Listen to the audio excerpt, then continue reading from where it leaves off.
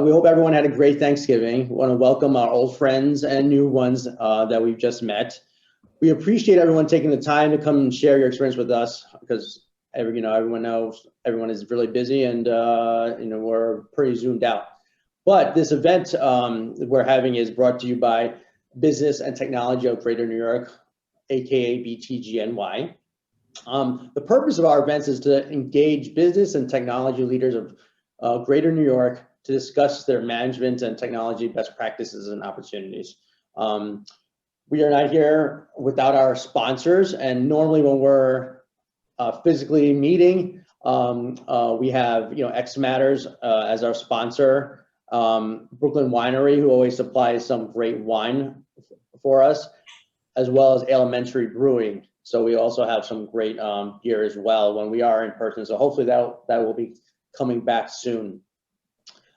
Our Fireside Chat today features Michelle Sirocco, who's she's the Chief Responsibility Officer at Televerde. And we're really happy to have Michelle as we're confident that you'll find her story and her work at Televerde intriguing and inspirational. So we're really looking forward to hearing her speak and and what she's been doing at Televerde. As David had mentioned, we love to take questions during the event. So make sure, we want to make it more interactive. So make sure that if you have any questions, there is a chat function in your kind of dashboard in Zoom at the bottom of the screen. And at the end of the chat, we'll make sure to address those immediately following the Fireside Chat. So with that said, I'm going to pass it over to Deepak and we'll get started with the Fireside Chat. Great, Arwen, thank you. Michelle, so great to have you. So we'll just do some quick intros and then just give us some background or context about you and your company. So I'm Deepak Alwani. I'm the founder and host of Tonight for Business and Technology of Greater New York. I myself, I've got a boutique management consultancy that focuses on change and transformation projects, but specifically enterprise technology implementations. So stuff like Salesforce.com. I'm actually on a Workday implementation now. So that's a little bit about me. Let me turn it over to you, Michelle. Why don't you tell us a little bit about yourself and the company? Sure. Thank you so much, Deepak. And thank you, David, for inviting me to join this evening. It's a pleasure to be here and to share a little bit about what we do. A little bit about myself. So Michelle Sirocco, I am Chief Social Responsibility Officer at an organization called Televerde, which is a business-to-business sales and marketing and technology company that was founded 25 years ago based on the idea that giving women in prison jobs and training and compensation while they were incarcerated, that we could build a profitable business while at the same time providing the women with the marketable skills necessary to enable them to successfully transition back into the community into meaningful and rewarding careers. The company was really founded, this idea was founded by a gentleman who was a New Yorker, deep through and through. He had started his career as an IBM sales executive, working the streets of New York, and had built and sold a couple computer technology businesses in the early 90s.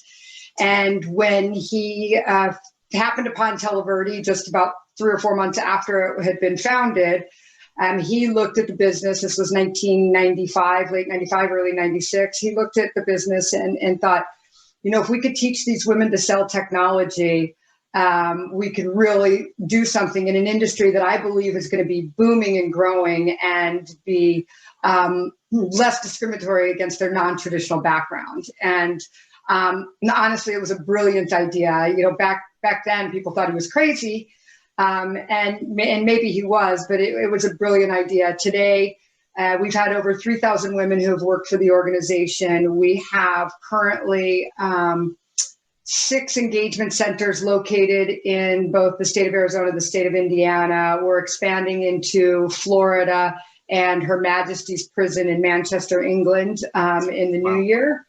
And so of the 3,000 women who have worked for Televerde over the years, they have gone on to do amazing things, careers in sales, marketing, and technology. To the sales force in the audience, we have been certifying and training women to become Salesforce.com administrators. They transition out in those roles, as well as somebody mentioned Tableau. We teach them how to build business intelligence dashboards and do data analytics and really anything that we need to do to run our company or to support our customers. We train the women who are incarcerated to do this work. And what's more important about it, not really more important, but what's really wonderful about it is for the women who have worked for us, they have they realize a recidivism rate, which is the rate at which people go back to prison, that is 94% lower than the national average. Wow. So to put that in perspective, 82% of all people who are incarcerated will go back to prison within 9 years. And for the women of Televerde, for the same time period, it's less than 10%. And then additionally, they go on to have higher rates of employment. So first-year employment rate for our women is 94%, compared to the national average for formerly incarcerated women is 54%. And their earnings are 3.5, almost 4% higher than the national average. So again, perspective, first year after incarceration, a woman is likely to earn about $10,500.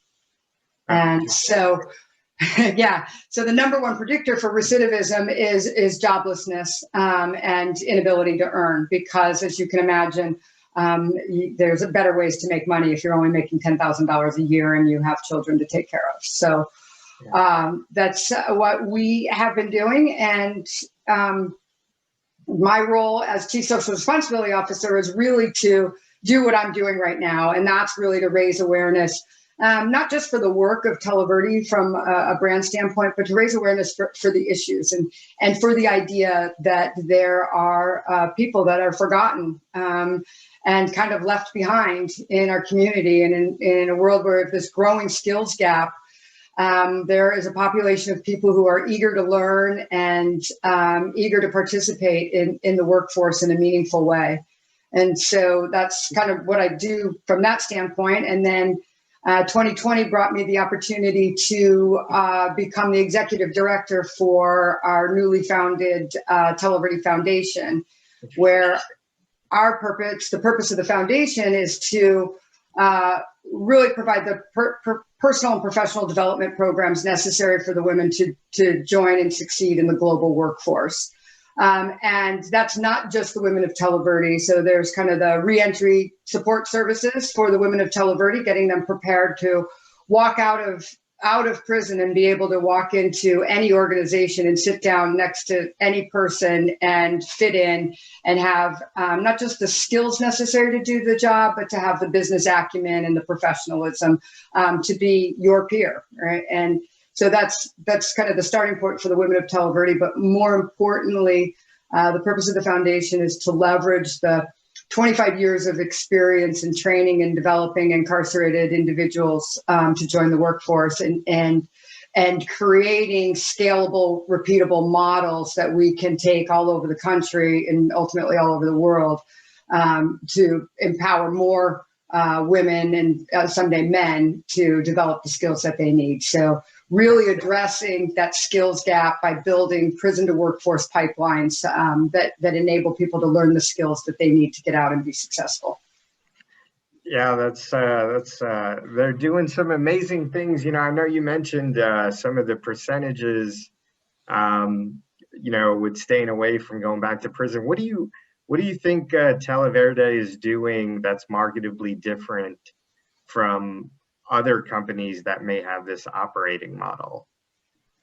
Well, the number one thing that Televerde is doing differently from other companies other private sector companies that are engaging in utilizing inmate labor is we are really about training people to do professional jobs, to develop the skills to become consummate business professionals, where many organizations are just outsourcing for low wage, low skill jobs. And so people may learn work ethic and they may earn money while they're incarcerated, but they're not walking out, into a job that's going to lead to a serious career. Yeah. No, that's great. And it's an amazing story, Michelle. I'll get into some of the questions here. Name a person who's had a tremendous impact on you as a leader, maybe someone who's been a mentor. Why and how did this person impact your life? It's the easiest question in the world for me to answer. So first and foremost, I mentioned him, James Hooker. He was the co-founder and former CEO of Televerde for almost 21 years. I worked for him. And, during the time when I started with the company in 1999, while I was serving a 7-year sentence here in Arizona. And I joined Televerde because the story was that if you were really good at the job, you could get a job at the corporate office when you got out. And so, and that's what I want. To me, that was my golden ticket. I had 2 kids. I had a felony conviction. The only job I'd ever done was bartend. And I really wanted to get out and have a job and have my kids back. And so when I got the job there, he was the CEO, and he took an interest. He saw a talent in me, and became my coach, ultimately my mentor, and ultimately my friend. But the thing about him was he always believed that I could accomplish whatever it was he wanted me to accomplish, regardless of whether or not I believed it. And he pushed me harder than anybody in the world ever pushed me.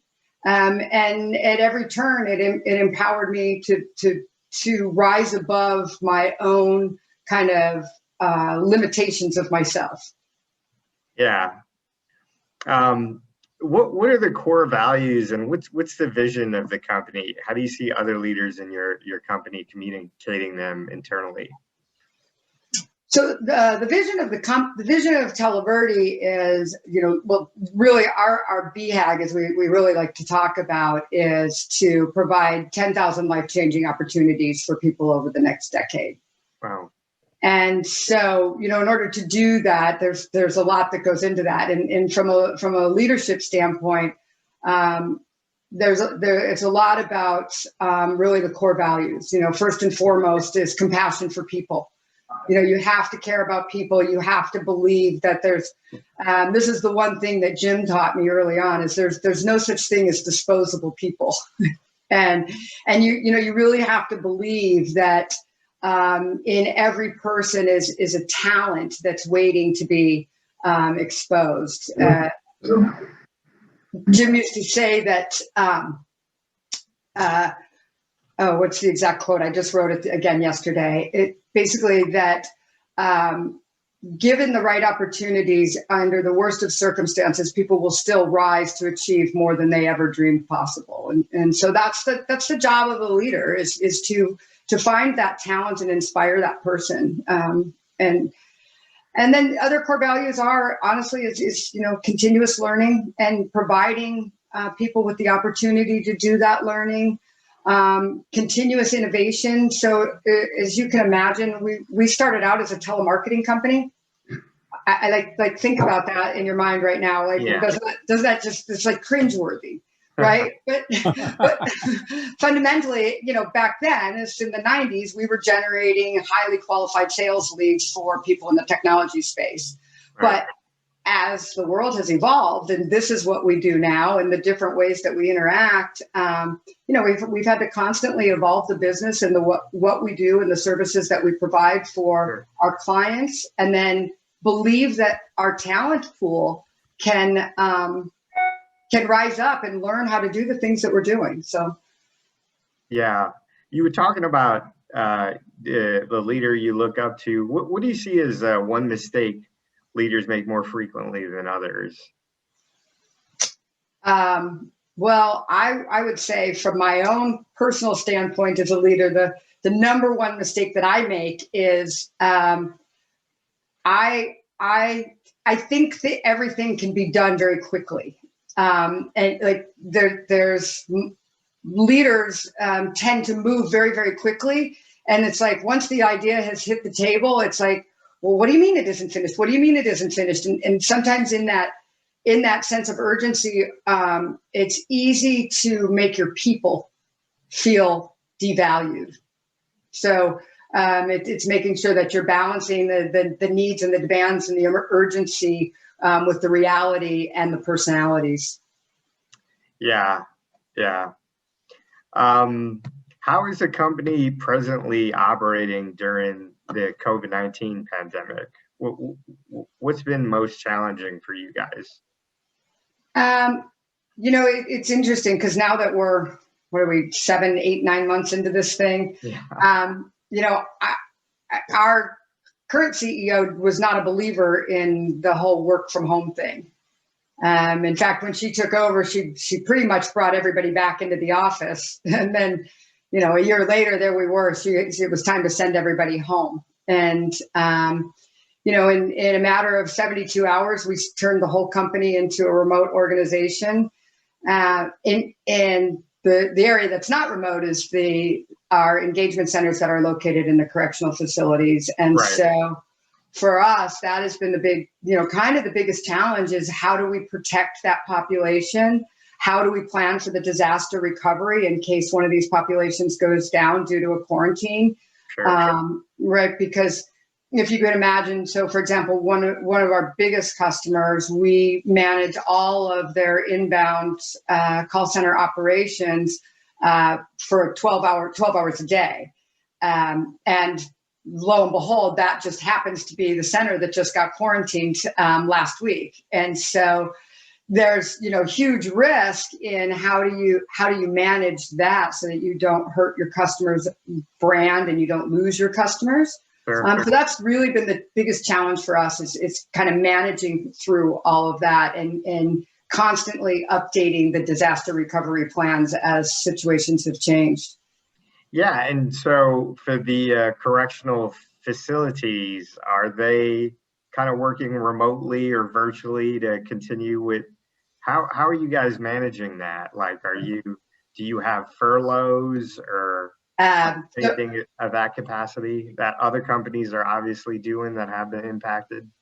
Travel, transportation, for example. Go ahead. Yeah, so for the correctional facilities, we really took, our engagement centers all exist within the prisons themselves. So Okay. They're, great big business centers, cubicles, 100 cubicles essentially in each one. And then we have staff that go in and are supervisors and managers and trainers.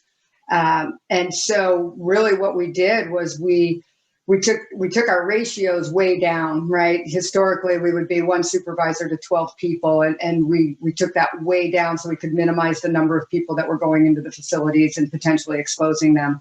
Sure. And then we actually now have recently implemented everybody who's going in there has to get COVID tested on a regular basis, so every 2 weeks, because they can't work remote, as you can imagine. Yeah, right. They can't take their laptop and their headset back to their room and continue to work. So we've had to figure out ways to keep large scale call centers operational. Yeah. Do you ever get pushback from prospects around this operating model? Oh, they obviously have a choice of using other vendors or third parties in regards to customer relationship management. How do you deal with that kind of resistance, if at all? So it's a little bit different now. So when I first started, after I was released, I was given the opportunity to be a sales rep for Televerde. So Sure. This was 2002, and my job was to get new customers. And so back then it was kind of like our dirty little secret. Okay. We didn't really talk about it. And then when we got the contract, it would be something like, and they'd say, "Oh, we want to come and train." We'd be like, "Oh, wow, that's so weird. You didn't know that we were in a prison? And then we kind of grew from there. And people would, early days, especially if you think about our customers, it's all big technology companies, and it always has been. One of the first campaigns that I worked on was for a reseller for SAP ERP solutions. And today, SAP is our biggest customer. So these technology companies, they would say, oh, those people, they could never learn what we do. They would never be able to talk about our products. And so early on, we would say, you know what, why don't you come and meet your team? And come and see our operations and see what it's all about, meet the people, and then you make the decision. And if you decide not to choose us, if you decide to go with the competitor, we'll pay for your trip out here. Oh, wow. In 20 years, I've never paid for a single trip. And almost inevitably won the business. And so that's really still kind of what it is today, is just like, meet our people, tour our centers, see what it's all about. But the reality of it is now, the world has changed. Yeah. So from 20 years ago to 10 years ago to today, 10 years ago, nobody would have invited me to a call like this to have a conversation to talk about our business model, because people weren't thinking about incarceration and mass incarceration and everything that's going on. But today, you know what? 1 in 2 people have an immediate family member that's currently or formerly incarcerated. And it's that fact alone that has changed the dynamic as it relates to the way that the world thinks about who exists inside our prisons. Yeah, that's, and so do you still get pushback around prospects that may be looking for call centers, or is it smooth sailing with No, there's always going to be naysayers, right? There's always going to be people who will take that mindset of they could never be smart enough, good enough, or talented enough because they have a mindset that says, if you went to prison, therefore you must be stupid. And then the other is that, there's another mindset, kind of that more conservative, a group of people that still believe that, lock them up and throw away the key. That mindset's going away, and it's fewer and farther between, especially as it comes to the business community, but we still run up against it. Yeah. Last question before we move on to the Q&A. What steps are you and your company taking now to address the country's heightened concern with racism or biases? It's everybody has to, it's such a huge topic. Everybody has to address it. I've had people, fundamentally, so Arizona is our headquarters. Sure. Arizona is, by virtue of being Arizona, we are more white than we are anything else. And then the next that we have is Hispanic, and people of color are lowest on our thing. And so our prisons represent that. And so people will be like, whoa, your prison, it's all white women that are working for you. And so we have to defend that. We're like, it's not, it's just the population that we're dealing with. But even in that, we went and said, okay, what are we doing? Are we 100% sure that are we balanced based on the population in which we operate? Yeah.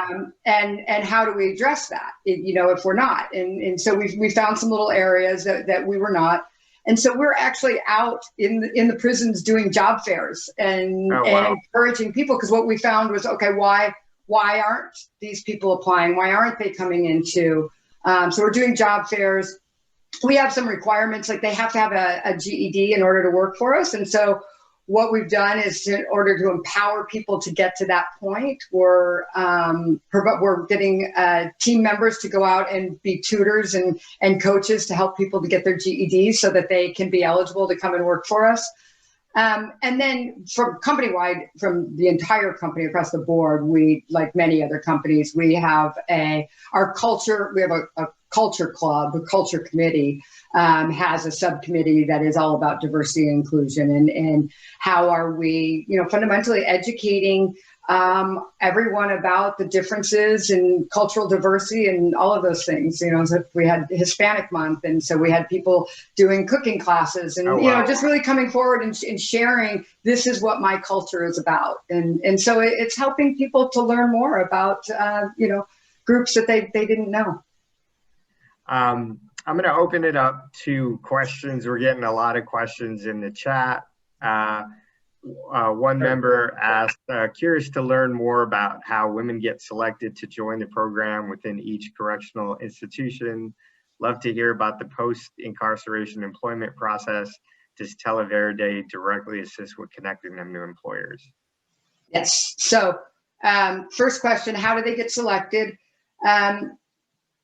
If you can imagine, a prison is a community much like any other. Imagine it like a town hall. There's lots of jobs that are available, and there is, there's ways that you go about applying and participating in any particular job. And so for Televerde, it's just like that. When we have positions come available, we post it on, there's yard for where we're going to be hiring from, the community in which we're hiring. They apply.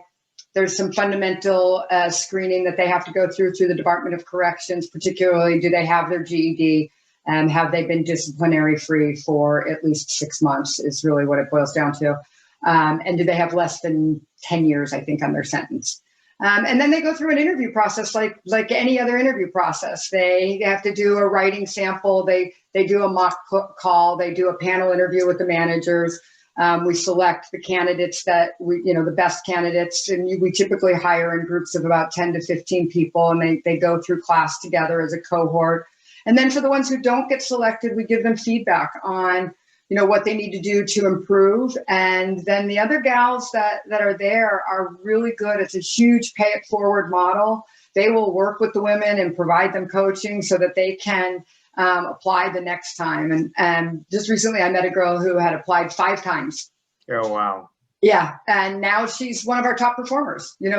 She's been with us a couple of years, and she just kept taking the feedback so she could get really good. What was the next question? Second part of the question was job opportunities after, correct? Yeah, with employers. Yeah. So for many of the women, their dream job is they want to come out and work at our corporate office. And so that's kind of the first thing that they do, right? Well, so one of the things the Televerde Foundation does as part of our reentry program, we've contracted with Arizona State University to, they developed our professional development curriculum, which includes resume writing and interview skills and interview practice. And so we help them prepare for all of that. And then when the time comes, when they're roughly 30, 45 days before they're released, they can submit their letter of interest to our corporate office. And if we're hiring at our corporate office at that time, then they'll go through interview process just like any other, and they'll get selected. If they don't get selected, the next part of the job of the foundation is to help with job placement. And so we have relationships with different organizations that regularly look to hire from our folks. Actually started out as they were people who were kind of poaching our people in the background because they liked our talent. So we had to come around and say, okay, stop hiring our people behind our back. Let's figure out a relationship to make this work.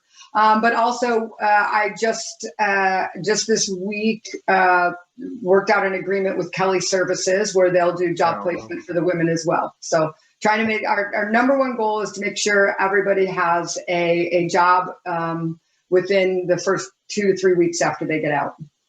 Oh, that's great. Another question.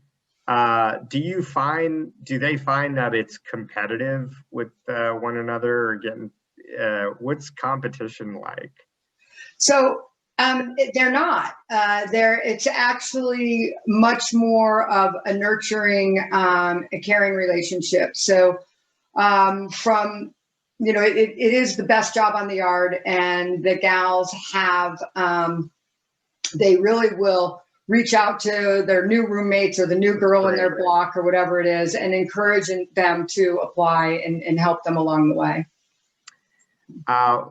Last question, and then I really want to open it up back to the group for just some open networking. Has Televerde considered expanding opportunities for male inmates? Why or why not? Interesting that you say that. We have, and we've danced around it a few different times. For really, to be honest with you, from the point in time when Televerde started, we were small, and as we grew and continued to grow, so did the United States' fascination with mass incarceration. So, Sure. Since 2000, the population for women's incarceration has increased by 750%. So there was always plenty of women for us to, they just kept feeding us more.